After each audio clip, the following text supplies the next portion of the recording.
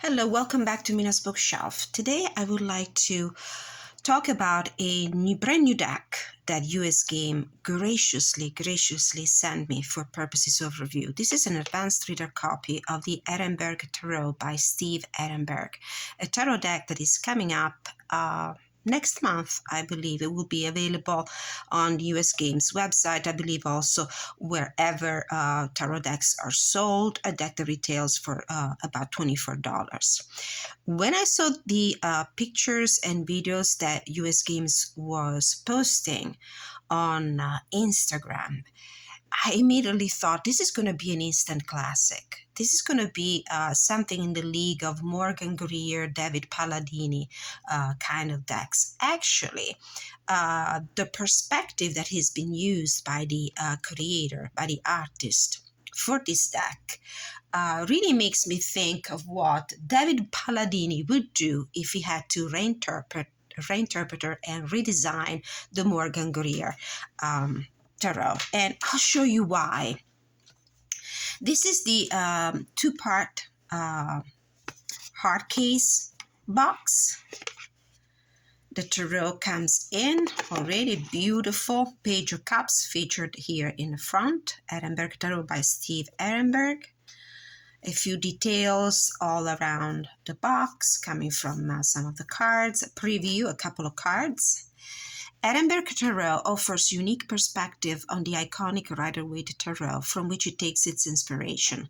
In contrast to traditional tarot scenes that prompt the viewer to look inward, the subjects in these cards are looking out at the readers, inviting them to join this journey to discover the fascinating stories and mystical tales within the deck. The artwork also focuses on key aspects of the cards and illuminates vital elements and concepts, allowing the reader to delve deeper into the inner meanings. Includes 78 cards and 76-page illustrated guidebook with keywords for upright and reverse meaning. So Erenberg plays with the symbolism of the traditional Rider-Waite-Smith tarot, and it does that with a art style that is fun, that is colorful, that is vibrant. This is what hits me about this deck the most, how vibrant it is. For me, the up-close images, the zooming in on specific details of the symbology of the Rider-Waite is what makes this deck so interesting and appealing. And it really gives me that feeling of timeless, iconic quality.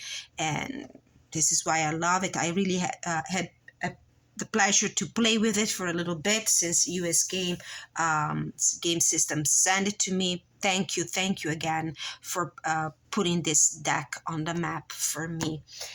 So what I would like to do also, I would like to keep in mind also the Rider-Waite-Smith as a reference, to look through the cards and see what symbols the creator decided to highlight in this version, in this beautiful deck. So we're going to keep my Centennial copy here next to me just to take a look. And what I want to do is just for the major arcana, because otherwise this video review would be too long. I'm going to go through with you the symbols that are being highlighted and their meaning, just to give an idea of how clever and smart this deck is, and how interesting the readings you can do with it can be, because you can really build the entire interpretation of the card based on the symbol that Erenberg highlighted in the card. Let's move on with some specifics, some technical information. This is the guidebook. Nice little guidebook by Steve Erenberg and booklet by Karen Buginski. Table of contents. There's an introduction. I have to say, I really enjoy what US Games has been doing lately. I find that the direction they are taking, which is in two different directions almost. Very exciting because they are really exploring a new turf with these brand new decks they've been coming out recently. And at the same time, they're holding on to that beautiful tradition, the tradition Kaplan built this beautiful publishing house on, but they're refreshing it. So this is what it really makes my heart sing when I see US Games coming out with a new release. The founder of US Game System Incorporated, Stuart Kaplan, and I spent decades traveling the world together, exploring every antique shop and flea market along the way. We were two avid collectors with different perspectives, me an artist and him a tarot historian. During our travels, Stuart taught me about tarot through his exuberant passion and impressive knowledge. Shortly after his passing, I was inspired to take a closer look at these amazing cards and found a wide variety of artistic interpretations. I also discovered the fascinating stories and mystical tales within the cards. Erenberg Tarot was inspired by the classic Rider-Waite Tarot and Pamela Colman Smith's iconic illustrations. In Smith's tarot art, you're a viewer looking inward toward the scenes. I wanted to turn that around and have the subjects in the cards looking back, inviting the reader to take this journey along with them. This deck focuses attention on some of the key aspects of the card. A reader open to this approach may find a laser-like focus to this deck. One day may illuminate elements of a card that might otherwise be murky or overshadowed. The striking look is bold, both bold and simple, like vintage poster art. I only wish Stuart Kaplan was here to see them. Yes, wonderful. I love this introduction too. The booklet continues with the thumbnail of each of the cards, a description of the meaning, and keywords for the upright and reverse position. It does the same for the minor arcana, although in more succinct terms, a little less. And then about the author. I didn't know Erenberg, and I really like the art style that he uses in this deck. I don't know what art technique exactly used, but it seems to me like it could be pencil. It could be pastels or colored pencils. And I love the hint to the vintage poster style that is mentioned here in the introduction, because it was an art style that was introduced right after the Impressionism, I think. So somewhere around the Art Nouveau era when it comes to artistic art styles. So that retro vibe, that vintage art with those bold colors, the geometric shapes, the playful images really appeals to my eyes. We have tarot spreads and readings, past, present, future, moving forward spread, a relationship spread. And then about the artist, Steve Erenberg's life, both personal and professional, has always revolved around art. He comes from an architectural and design background and started his career by working for the famous industrial design Raymond Loewy and later with Philip Johnson. As a fine artist, Erenberg has worked in many different media, and his work has been shown in numerous art galleries, New York galleries. His work is in the permanent collection of the National Art Club. Steve was recently awarded a grant to design and finish 3 murals for the New York State Downtown Revitalization Initiative. Professionally, Steve worked as an advertising creative director for 30 years. He has been the recipient of hundreds of graphic design awards, including Clio's, and has achieved editorial recognition in the New York Times and many other graphic art publications.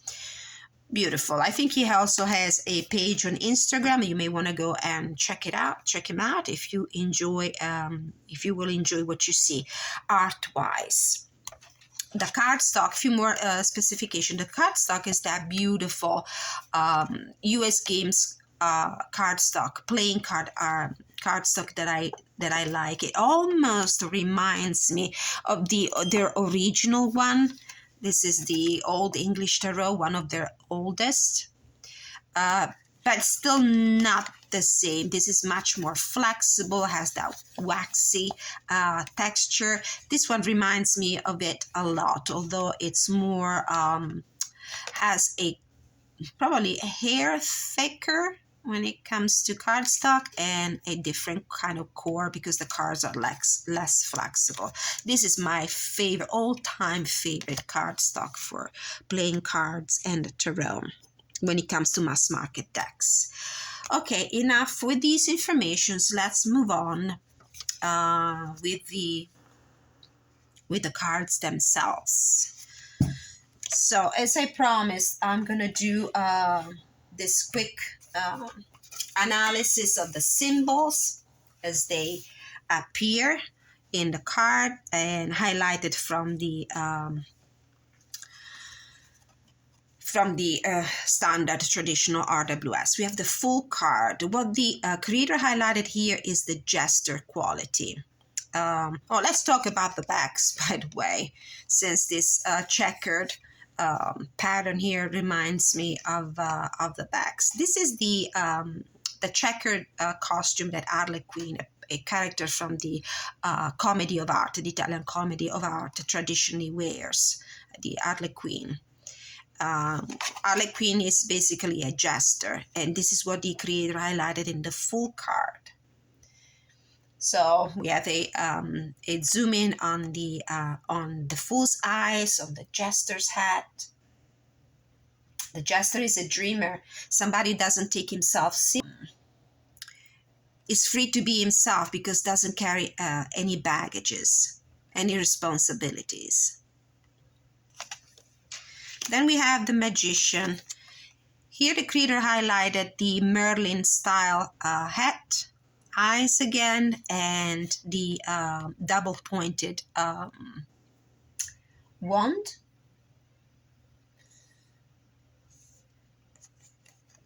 Beautiful.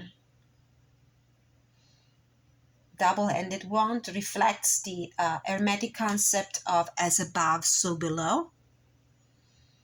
The sky, heavens reflect, mirrors the earth, and vice versa. Then we have the High Priestess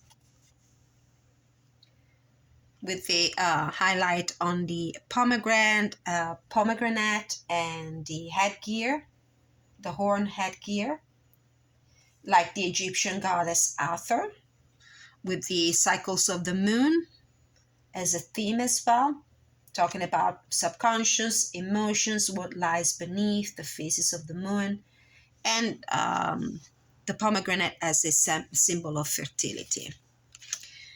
Then we have the Empress.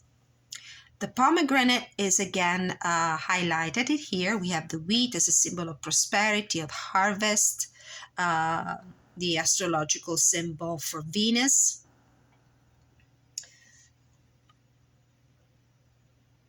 Beautiful. Then we have the Emperor, the golden apple and the ankh. The golden apple is the symbol of love. And the ankh is the Egyptian symbol for life and reproduction. Is the energy, masculine energy. The red cloak is a symbol of Martian passion and courage. Then we have the Hierophant with the triple crown, the papal triple crown, symbol of authority. Each of these layers represent a layer of the Holy Trinity, Father, Son, and Spirit. And this is the blessing, the action of blessing with the two fingers extended for what is visible on earth, and two fingers bent, pointing downward for what is heavenly and not tangible. Then we have the Lovers with the tree and the temptation, here symbolized by the snake. The Chariot with the two Sphinx and the wand as a symbol of courage, determination, action. for strength, we have this beautiful woman wearing a bustier and wearing a necklace with a gold medal represent Leo, a lion. This is also an astrological reference to the zodiac sign, Leo. The use of a bustier for me, this was used centuries ago. It was part of the women's attire as a way to contain their body. So there's a sense of trying to contain oneself, trying to restrain oneself. And then there's the color of the vest, of course, is the color of the courage and confidence Leo astrologically represents. Then we have the Hermit. The highlight is on the lantern, the 6 points star, in this case a candle, and the mountains in the back. Symbol of wisdom and knowledge and higher purpose, represented here by the mountains. Moving on to the Wheel of Fortune. This card in particular has that vintage poster feel with this straw hat, which is a more modern take on the Wheel of Fortune card. But we still have the 4 alchemical symbols for the elements, the Hebrew letters, Justice with the gavel and the bandage. Justice is blind, right? So this card recalls a lot the theme of justice, order, being this a tool that is normally used in court by a judge.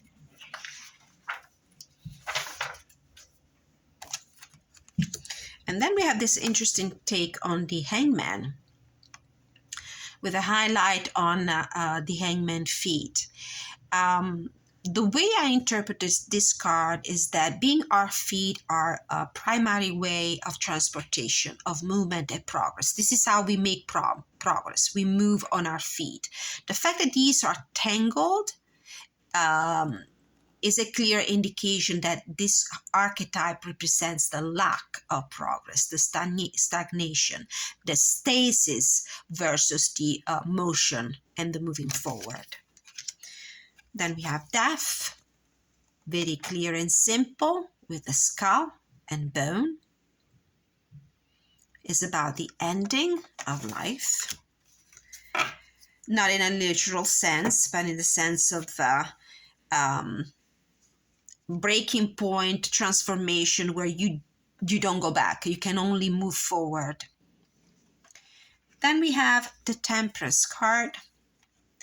The feathers from the angel wings. I think this is St. Michael's. And then the 2 cups and the water, the present and the future. Balance and transformation as well. Then we have the Devil card. Pretty obvious. This is interesting. Unlike every other card where one or two specific symbols of the Arcana are highlighted, we have a traditional representation of the tower in its entirety, with the lightnings, the flames, the people falling down. It could have been simply a card featuring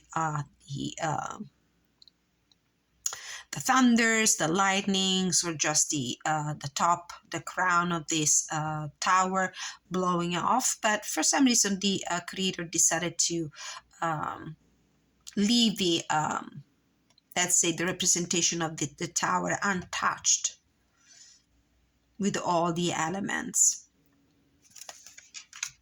Then we have the Star, another movie or advertisement vintage poster style card. We have 8 stars in total, like in the traditional RWS. I love the colors. The colors are so vibrant, and I love the blue and the yellow together.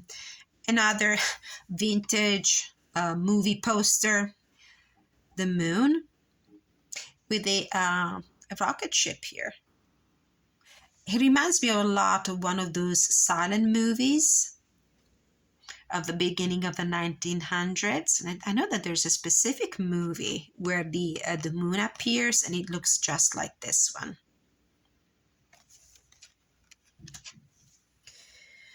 And then we have the sun with the flowers, although they're not sunflowers. They look more like dahlias, if I'm correct, if I'm not wrong. And then we have the Judgment card. We have the trumpet, Saint Gabriel's wings, the coffin being opened again as a representation of a call to action, renewal, second chances. And then we have the ballerina on her tippy toes, the world dancer.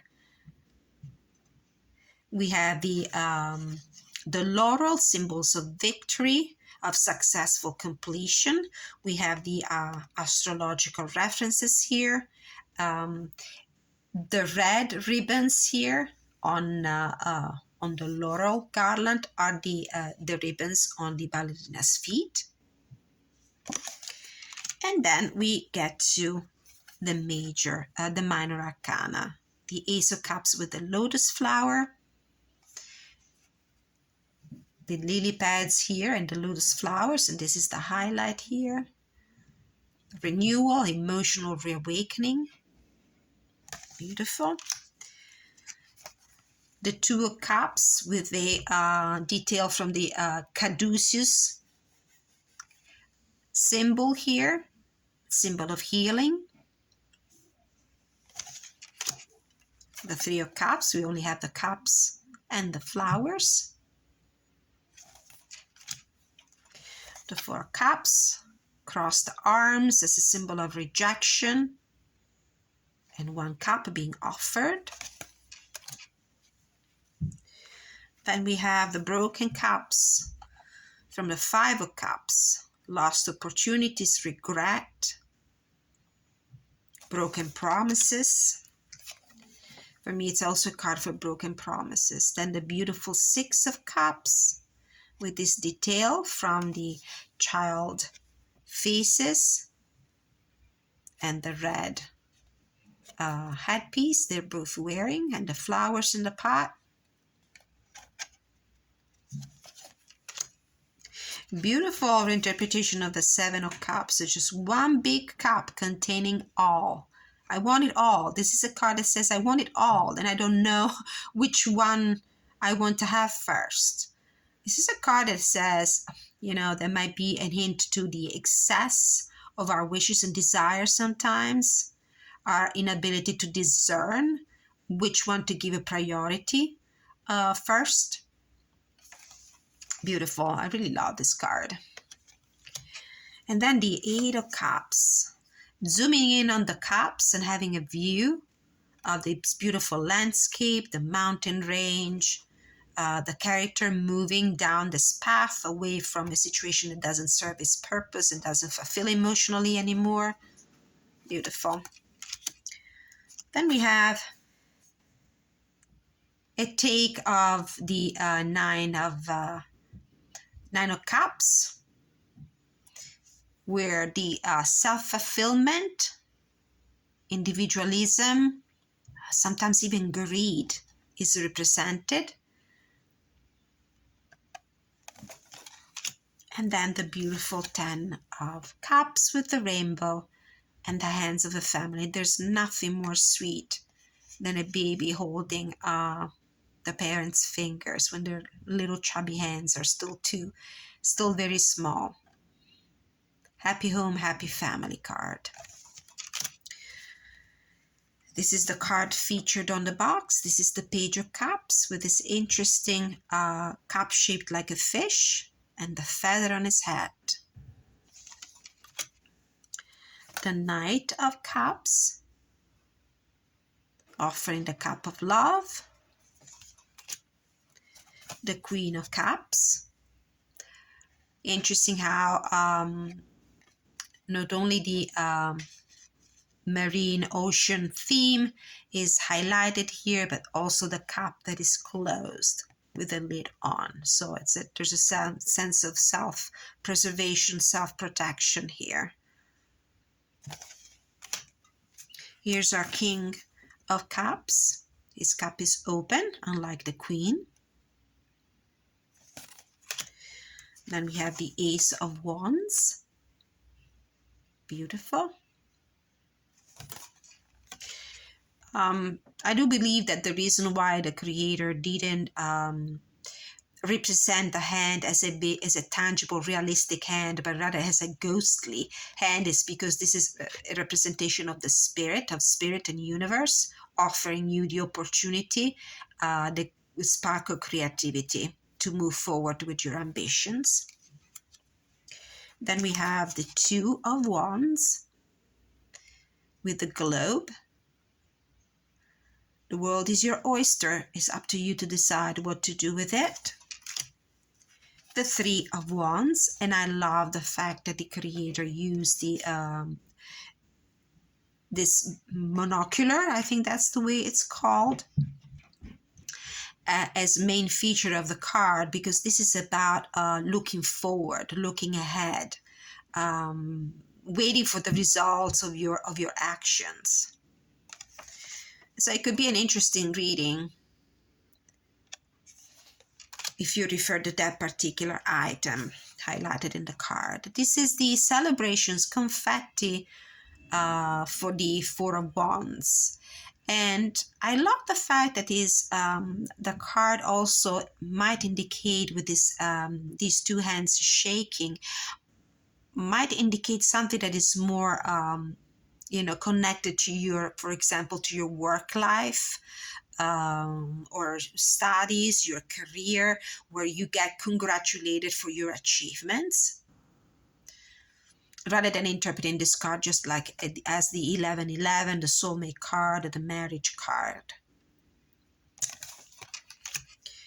And we have the Five of Wands, although just two men are represented. It gives the idea of competition between two people for the same wand. And then we have the Six of Wands, triumphantly moving forward with happy announcements. The Seven,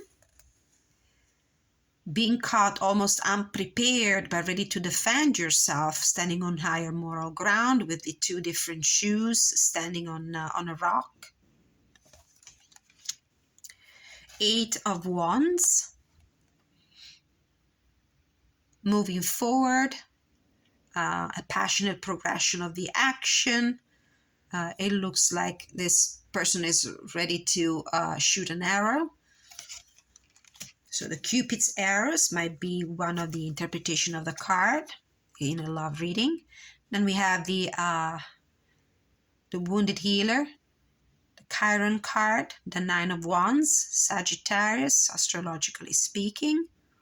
Holding on tight, protecting yourself, strenuously defending yourself in your positions. The Ten of Wands, hard work, completion of a cycle, burned out. And we have the Page of Wands with the Salamander, highlighted in the card. The Knight of Wands, I like the way we have this perspective of the horse's head that indicates motion, movement, frantic movement sometimes. The Queen of Wands with the Black Cat. This is my card. Love this card. Independent, resourceful, magical witch. The King of Wands. I think this is a griffin? Looks like one. A regal symbol. Then we have the Ace of Swords with this Spirit's hand as well. Again, I do believe this is a sapphire, blue stone, normally used by emperors and kings. With the blue, we have a hint to the and the blue mountains here to the air element as communication and ideas, throat chakra, energetically speaking. Undecided, unable to make up your mind here in the Two of Swords, although the character here has eyes wide open, so it feels to me like this is like a purposeful stagnation. I mean, you don't see, but really you can see, because probably you're looking inward here, but here you're looking outward.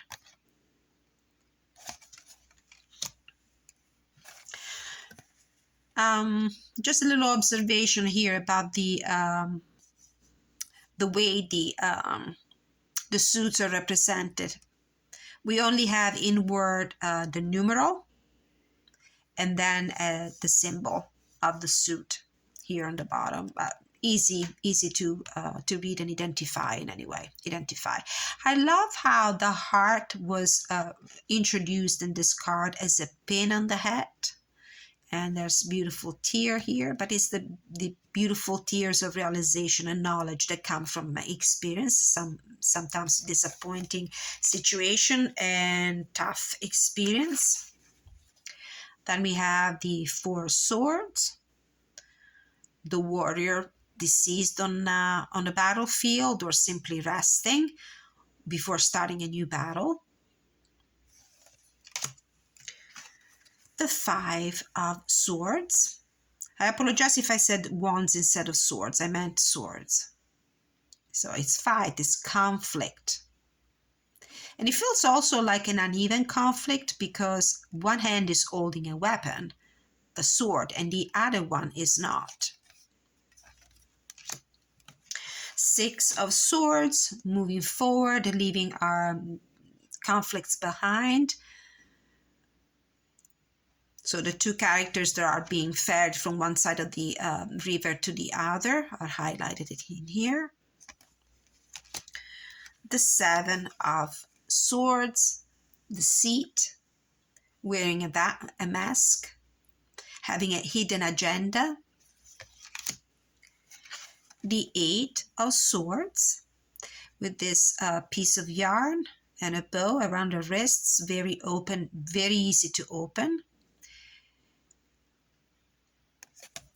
A situation you can take yourself out of very easily if you decide to. The Nine of Swords, daytime nightmares and anxiety. A clouded mind. This is what these clouds made me think of. Clouded mind. And then we have the Ten of Swords. This is a very different interpretation of the card, except for the 10 swords piercing the umbrella. But the use of the umbrella is very interesting. Let's see what the guidebook says about this card. Let's see if there's an explanation for the use of the umbrella. Okay, where are the swords?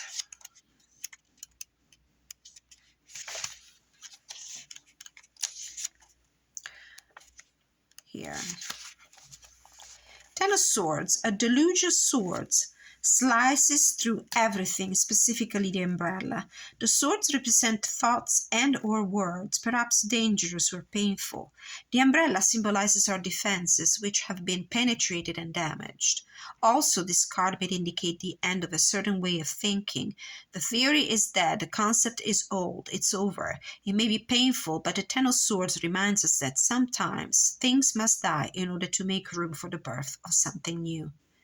Moving on from old ideas, devastated by bad news, verbal attack, and engaging in new ideas and new mental clarity in reverse. So the umbrella is the symbol of our own defenses and protection that are being violated, penetrated, damaged by thoughts, words. Then we have the Page of Swords, a flexible and inquiring mind. And I love the fact that they put flowers on the head, which gives me the idea of a fertile mind. Very pretty. The Knight of Swords, ready for battle. We go though from a very dynamic posture to a standing still one here. But there's still this idea of unforgiving determination. The Queen of Swords, beautiful. The King of Swords. And then my favorite suit normally in every deck. Let's see if this is going to be my favorite suit as well. In this deck, we have the Ace of Pentacles, the opportunity being offered to you from the spirit and the universe. The flowers, a symbol of abundance and growth. The Two of Pentacles, managing different things at the same time. Making ends meet when resources are not enough. Balancing act. The Harlequin checkered dress highlighted here again, since this character really reminds us a lot of the Fool in a way.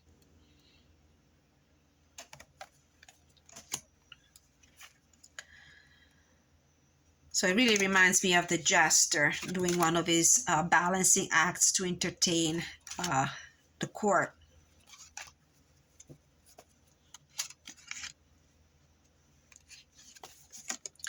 Oopsie. Then we have the Three of Pentacles. Is the skilled use of tools, the blueprint, the creation of an architectural masterpiece. So it's a big opus, it's a big task, something that requires superiors, highly qualified skills.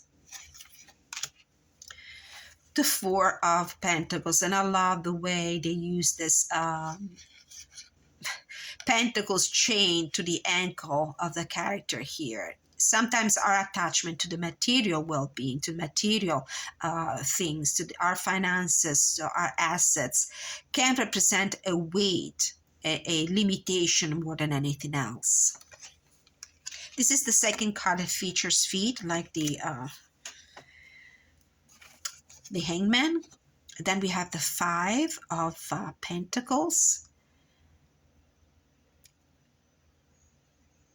Somebody who's down in his luck, depleted, ill, outcast, left out in the cold, and the presence of a church where the beggar could ask for help, but maybe doesn't do it because it's too proud. The Six of Pentacles, generosity. The Seven, waiting for the fruit of our labors to show up patiently. Green is the color of growth, waiting for growth. Eight of Pentacles, perseverance in applying yourself to a steady job, repetition here, learning skills. Then we have the Nine of Pentacles, where only the bird, the falcon, and the grapes are highlighted, and also the house. Symbol of discipline, self-discipline, growth, harvest, achievement, your home as your personal paradise. Then we have the 10. So it's the wisdom of the elderly person here with the loyalty of the dog. This is the achievement, the completion of a cycle where you have achieved your material wealth and you're ready to pass it on as a legacy. Page of Pentacles. Knight of Pentacles, the hardworking knight. Queen, I love this card with this rabbit represented here, symbol of fertility and good luck. And the King of Pentacles, the highest achievement of material security with a stack of coins. All right, so this was the Erenberg Tarot by Steve Erenberg. I love it, love the artwork. I love the concept of the way the creator highlighted specific symbol from the traditional Arcana. Just to give you a sense of how the deck looks when you put it on your reading table. Very easy to shuffle. As I said, I love this cardstock. I love the way the cards glide against each other. I love the fact that it's flexible, easy to shuffle. The size is the traditional size. All right, let's see how it reads. Let's do a deck interview. Okay. So what card better represents you? What card in this deck better represents you? Oops. Ooh, the 10 of Cups. What a positive, happy omen here.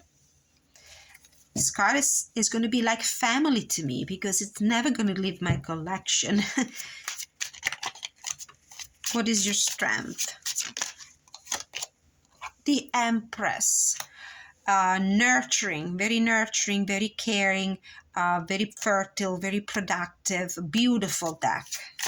What is your weakness, if you have one? I don't see weaknesses in this deck. Actually, I couldn't find one thing that didn't work for me 100%. Not one, honestly. I like it in its entirety. But let's see what the deck thinks of itself. What is the weakness? 6 of Pentacles. Lack of reciprocity. It's hard for me to tell right now, but I don't feel like this deck is not going to give me in return anything for the investment of time that I'm going to put in it. What are you here to teach me? 2 of Wands. How to plan, how to meditate, how to make my decisions about my future, my plans. Help me choose the direction to go. How can I better learn from you? How can I better learn from you?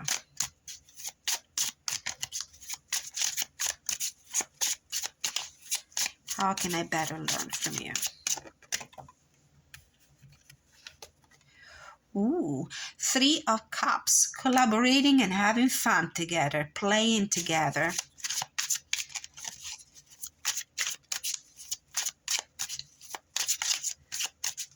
So I can learn how to use this deck by using it and having fun with it. What's the best way to work with you? Let's see what kind of readings. Ooh. 10 of Wands. Working with it. I mean, this is not a deck that is going to stay on the shelf or hidden in a drawer, and maybe you pull it out just in the beginning when it's brand new and it's interesting and it's a novelty and you're motivated to use it because it's new. This is a deck that you need to use always, all the time. It really needs to be a workhorse. What is going to be the outcome of our collaboration? Ooh, beautiful. The 4 of Wands. A successful collaboration. We're really going to like each other, this deck and I. I already do love it. All right. Okay, so thank you so much for watching this walkthrough and review of the Erenberg Tarot, coming up very soon, next month, from US Games. let me know what you think about this deck. Is it something that appeals to you? Do you like this classic, traditional look with a twist, a novelty twist to it? Let me know. Meet me in the comment section. I would love to get your feedback. Please don't forget to like, share, subscribe. Hit the notification bell. There will be many more reviews coming up. US Games was so generous. They sent me also other decks that are going to be published next month and in March that I would like to feature here on the channel and share with you. Thank you so much for your time. Until I see you, many blessings.